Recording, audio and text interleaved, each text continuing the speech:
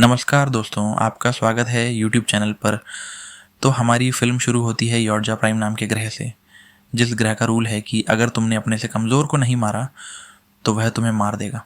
इसी ग्रह पर हमें डेक नाम के एक एलियन को दिखाया जाता है जो अपने भाई से मिलने के लिए जाता है।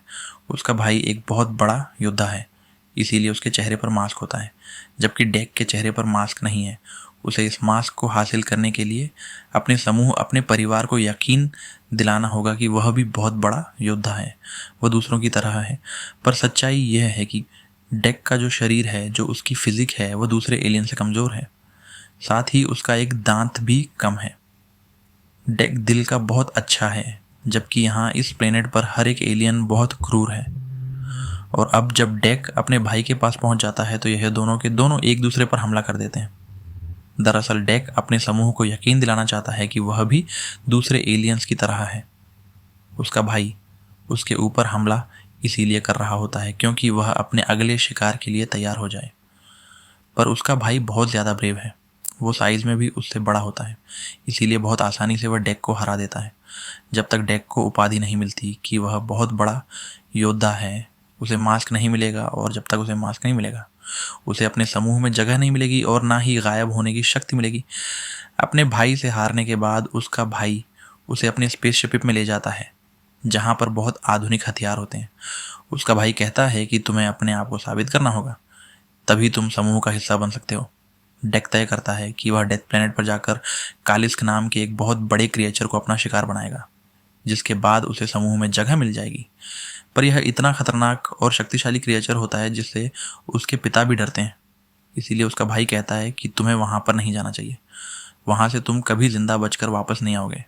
पर अब डेक ने फैसला कर लिया है कि वह किसी भी कीमत पर डेथ प्लेनेट पर जाकर कालिस को अपना शिकार बनाएगा।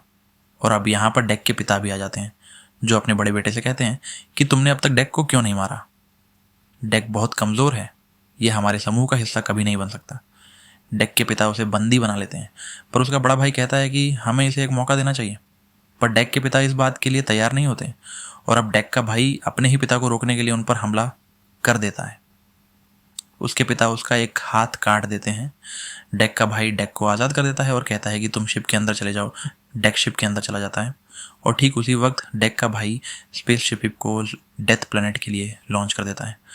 और जब उसका स्पेस शिप टेक ऑफ करता है तो डेक देखता है कि उसके पिता ने अपने ही बड़े बेटे को मार दिया है।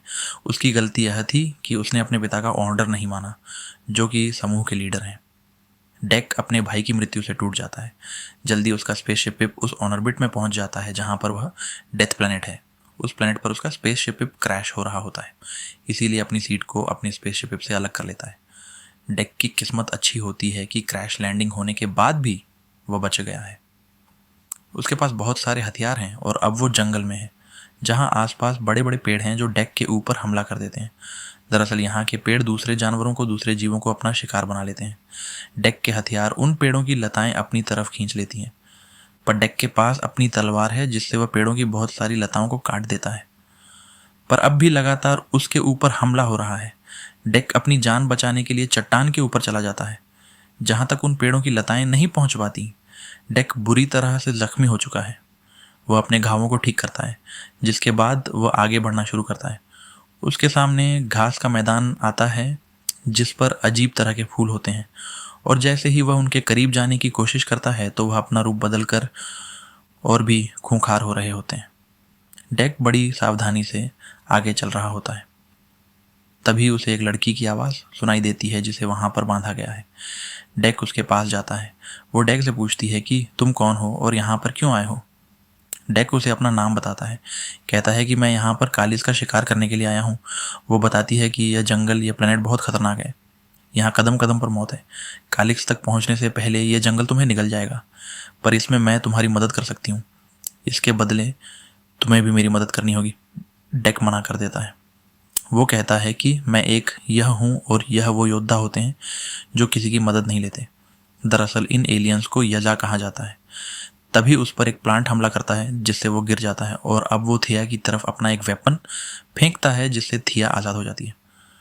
यहाँ पर हमें पता चलता है कि थिया कोई इंसान नहीं बल्कि एक रोबोट है जिसे वेलैंड यूआनी कॉरपोरेशन ने बनाया है। वेंट वही कंपनी है जिस कंपनी ने प्रोमीथियस मूवी में पूरे प्रोजेक्ट को दूसरे प्लेनेट पर भेजा था, जिस कंपनी ने डेविड नाम के एंड्रॉइड रोबोट को बनाया था।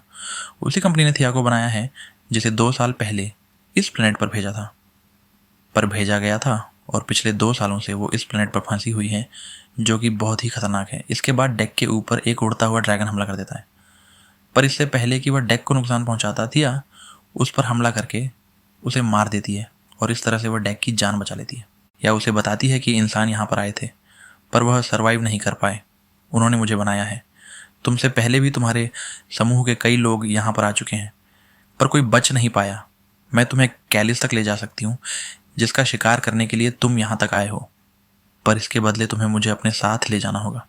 यहाँ पर डेक का जो नेविगेशन यंत्र होता है वह भी खराब हो चुका है, इसीलिए वह तय करता है कि वह थिया को अपने साथ ले जाएगा, जिसके बाद वह थिया को उठाकर अपने सफ़र पर आगे बढ़ चलता है। थिया रास्ते में उससे कई सारे सवाल पूछती है। दरअसल वो उससे बात करना चाहती है, पर वह थिया के सवालों का कोई जवाब नहीं देता। आगे बढ़ते हुए यह एक पतली सी स्ट्रीम तक पहुंच जाते हैं, जहां पर बहुत ही खतरनाक मछलियां होती हैं, लेकिन थिया को पता है कि इन्हें कंट्रोल कैसे किया जा सकता है और अब यह आगे बढ़ जाते हैं। जिसके बाद डेक पेड़ों की कुछ लताओं को काट कर थिया को अपनी बॉडी से बांध लेता है।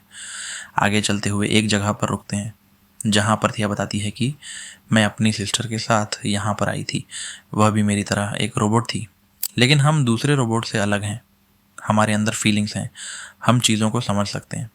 2 साल पहले जब हम यहाँ पर आए थे तो हमने अपना कैंप बनाया था। हम प्लेनेट की चीज़ों को रोज़ एक्सप्लोर करने के लिए बाहर जाते थे और एक दिन कलिस्क ने हमारे ऊपर हमला किया, जिसके बाद मैं अपनी सिस्टर से हमेशा के लिए अलग हो गई। मुझे पूरा यकीन है कि अब भी वह जिंदा होगी। वहीं हमें उसकी सिस्टर को दिखाया जाता है, जो अपने बेस कैंप में वापस आ गई थी और अब उसे रिपेयर करके उसे एक दूसरा टास्क दिया जाता है, जिसमें उसे एक बायो वेपन को, जिसका नाम स्पेसिम X0522 है, उसे रिकवर करना है। इस रोबोट का नाम टेसा होता है। टेसा को पता चलता है कि उसकी सिस्टर थिया उसके साथ नहीं है। वहीं डेक को दिखाया जाता है, जो थिया के साथ लगातार आगे बढ़ रहा होता है। तब ये देखता है कि घास के मैदान में बहुत बड़ा जानवर घास खा रहा है और यह घास कटीली होती है। इसे छूना या पार करना इतना आसान नहीं है। तभी इस प्लेनेट का एक छोटा सा जीव आता है जो डेक की मदद करना चाहता है, पर तभी वह बड़ा जानवर इन्हें देख लेता है। वो इनके ऊपर हमला करता है, पर डेक एक ही वार से अपने हथियार से उसे मार देता है, जो देखकर वह छोटा सा मंकी जैसा जीव, जो कि इसी प्लेनेट का है, पूरी तरह से अचंभित हो जाता है। पर इससे पहले कि यह दोनों यहाँ से निकलते, पेड़ों पर रहने वाला एक बड़ा टेंटिकल वाला जीव इन दोनों को एक टेंटिकल से पकड़कर ऊपर उठा लेता है। वो इन दोनों को अपने जबड़ों के अंदर डालने वाला होता है कि वो छोटा जीव उस बड़े क्रिएचर को डिस्ट्रैक्ट करता है, जिसके बाद वो उसके पीछे पड़ जाता है और अब डेक उसकी मदद करना चाहता है। तहसील एक बहुत बड़े पेड़ को काटता है और उस बड़े टेंटिकल वाले क्रिएचर के ऊपर जाकर अपने हथियार से उसे मार देता है, जिससे उस छोटे जीव की जान बच जाती है, जिसने इन दोनों की जान बचाई थी। यह भी अब जीव इन्हीं के साथ जाता है। रात को सब के सब एक जगह बैठे होते हैं, जहाँ पर थिया उस छोटे से जीव का नाम बर्ड रखती है। साथ ही वह यह भी कहती है कि हम तीनों एक अच्छी टीम बन सकते हैं। यहाँ पर डेक बहुत खुश होता है क्योंकि उसने बहुत बड़े बड़े क्रिएचर्स को मारा है। हालांकि वह किसी से बात नहीं करता, किसी के सवालों का जवाब भी नहीं देता, लेकिन बर्ड को शुक्रिया कहता है क्योंकि बर्ड की वजह से उसकी जान बची थी। साथ ही अपने बारे में वह इन दोनों को बताता है कि मेरा कोई समूह नहीं है। समूह में जाने के लिए मुझे अपने आप को एक ब्रेव योद्धा साबित करना होगा। मेरे बड़े भाई को मेरे पिता ने ही मार दिया क्योंकि उसने उनके ऑर्डर को फॉलो नहीं किया था। वहीं दूसरी तरफ हमें थिया की सिस्टर टेसा को दिखाया जाता है, जिसके साथ उसकी टीम भी है। इनके पास खतरनाक हथियार होते हैं, जिनके इस्तेमाल से लगातार आगे बढ़ते चले जाते हैं और उस जगह पहुंच जाते हैं जहां पर डेक का स्पेसशिप क्रैश हुआ था, जिसमें डेक जख्मी हो गया था। उसके खून के निशान भी वहां पर होते हैं, जिससे टेसा समझ जाती है कि यहाँ पर कोई योजा एलियन है जो अब भी जिंदा है। दरअसल वह भी अपनी सिस्टर थिया को ढूंढ रही है। दूसरी तरफ हमें थिया को, डेक को और बर्ड को दिखाया जाता है, जो अगली सुबह अपने सफ़र पर चलने के लिए तैयार हो जाते हैं। पर अब डेक बर्ड को अपने साथ नहीं ले जाना चाहता। थिया कहती है कि इसे हमारे साथ चलना चाहिए और डेक कहता है कि मैं एक योजा एलियन हूँ और हमारे रूल्स के मुताबिक हम शिकार पर अपने साथ कभी किसी को नहीं ले जाते। हम खुद अपना शिकार अकेले करते हैं। इसके बाद डेक और थिया यहाँ से आगे बढ़ चलते हैं। रास्ते में ही एक झरने के पास रुकते हैं, जहाँ पर थिया डेक से कहती है कि तुम्हारे पिता को तुम्हारे बड़े भाई को नहीं मारना चाहिए था। डेक बताता है कि वह हमारे ग्रुप के लीडर हैं और क्योंकि मेरे भाई ने उनके ऑर्डर्स को फॉलो नहीं किया था तो उनके मुताबिक वो कमज़ोर है और कमज़ोर लोगों को हमारे यहाँ मार दिया जाता है। थिया डेक को बताती है कि अर्थ पर भेड़े होते हैं, उनका जो लीडर होता है उसे अल्फ़ा कहा जाता है, जो सबसे ज़्यादा ताकतवर होता है, लेकिन उसका सबसे बड़ा काम अपने पूरे ग्रुप की रक्षा करना होता है, उन भेड़ियों का भी जो कमज़ोर हैं। लीडर का मतलब यह नहीं होता कि कमज़ोरों को मार दिया जाए, बल्कि लीडर का मतलब यह होता है कि कमज़ोरों की रक्षा की जाए। पर यह बात डेक को समझ नहीं आती क्योंकि इस तरह के रूल्स उसके प्लेनेट पर इम्प्लीमेंट नहीं होते।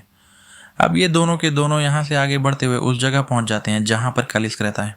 यहाँ पर थिया के सभी साथियों की डेड बॉडीज़ होती है क्योंकि यह वही जगह है जहाँ पे कलिस्क ने उन सब के ऊपर हमला किया था।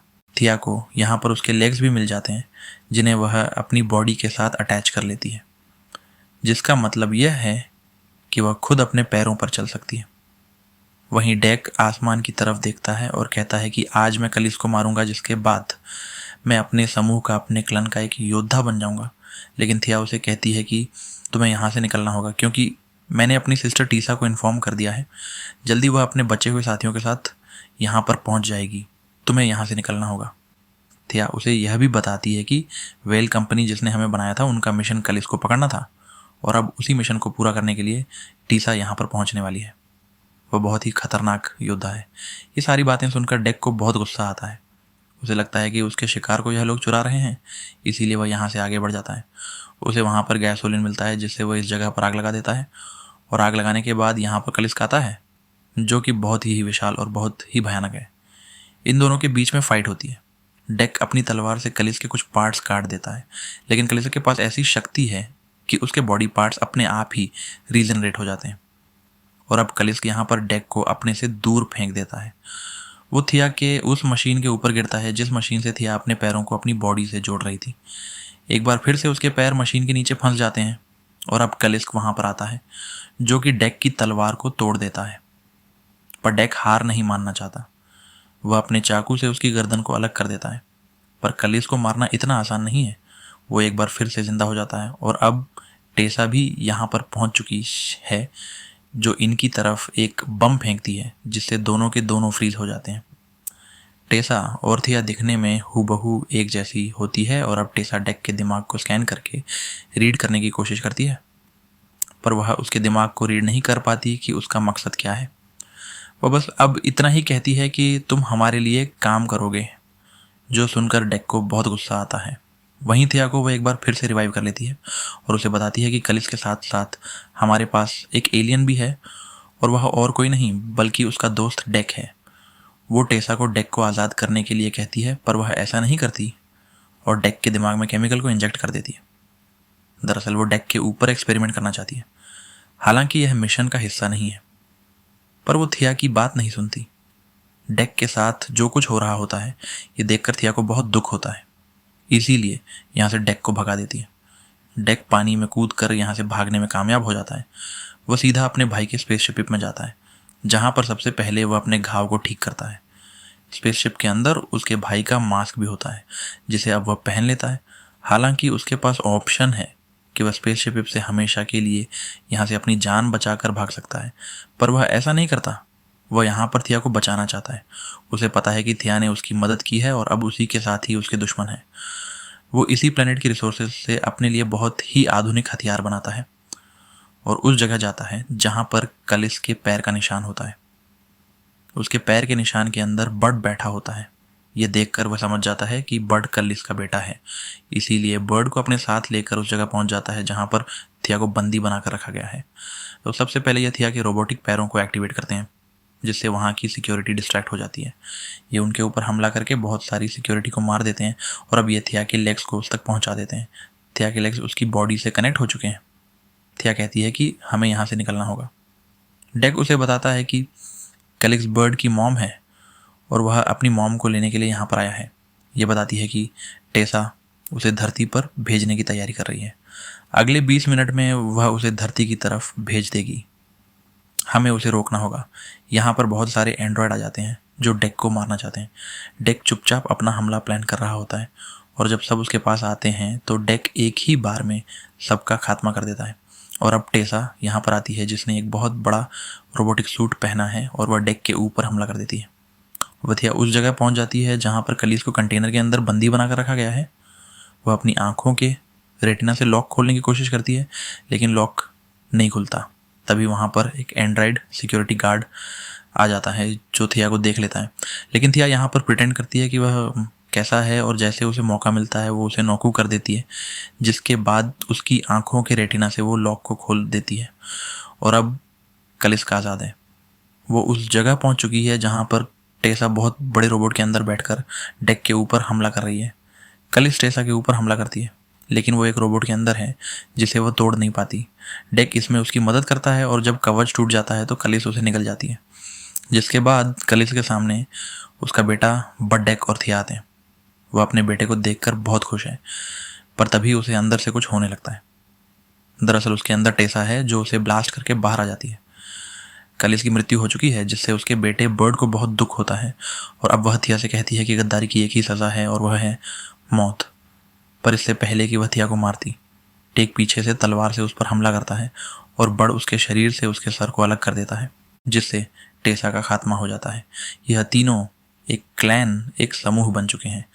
कुछ वक्त के बाद हमें दिखाया जाता है कि अपने प्लेनेट में डेक वापस आ चुका है। उसके सामने उसके पिता हैं। डेक उनके सामने टेसा का सर फेंकता है और कहता है कि मैं अपना शिकार कर चुका हूँ। उसके पिता कहते हैं कि तुम अब इस क्लन का, इस समूह का हिस्सा नहीं हो। वह अपने 2 साथियों को उसे मारने के लिए भेजते हैं, पर डेक एक ही वार में उन दोनों को मार देता है, और अब खुद उसके पिता उस पर हमला करते हैं। पर यह पुराना वाला डेक नहीं है। यह एक योद्धा बन चुका है जो अपने पिता के हर एक वार का मुंह तोड़ जवाब देता है, जो कि इस पूरे क्लन के सबसे बड़े योद्धा हैं। और जब उसके पिता को लगता है कि अब वह उससे जीत नहीं सकते, तो वह अपने गायब होने की शक्ति को इस्तेमाल करते हैं। डेक को पता था कि यह होगा, उसने इसकी पहले से तैयारी की होती है। वो स्पेसशिप से उनके ऊपर रेत फेंकता है, जिससे वह अपने पिता की हलचल को देख सकता है, और इसी बात का फ़ायदा उठाकर वो अपने पिता के एक हाथ को काट देता है और उन्हें एक जगह कैद कर देता है। उसके पिता कहते हैं कि तुम अपने भाई से भी बड़े योद्धा हो, तुम हमारे समूह का, यानी कि क्लन का हिस्सा बन सकते हो। वो कहता है कि मेरा पहले से खुद का एक क्लन है, और तभी वहाँ पर बर्ड आ जाता है जो उसके पिता के सर को खा जाता है। दरअसल डेक यहाँ पर अपने पिता से अपने भाई की मौत का बदला लेने के लिए आया था, जो बदला वह ले चुका है। इसके बाद उस डिवाइस को, जिससे कि वह गायब हो सकता है, अपने गैजेट में फिट कर देता है। यहाँ पर थियाबिन के साथ होती है। ये तीनों के तीनों एक क्लन है, बट भी साइज़ में अब पहले से बहुत बड़ा हो चुका है। यहाँ पर डेक के पिता के जितने भी साथी होते हैं वो सब इनसे नाराज़ हैं, और तभी इनके सामने एक बहुत बड़ा स्पेसशिप आता है। डेक बताता है कि स्पेसशिप के अंदर मेरी मॉम है, और इसी के साथ ये फिल्म, ये कहानी यहीं पर ख़त्म हो जाती है।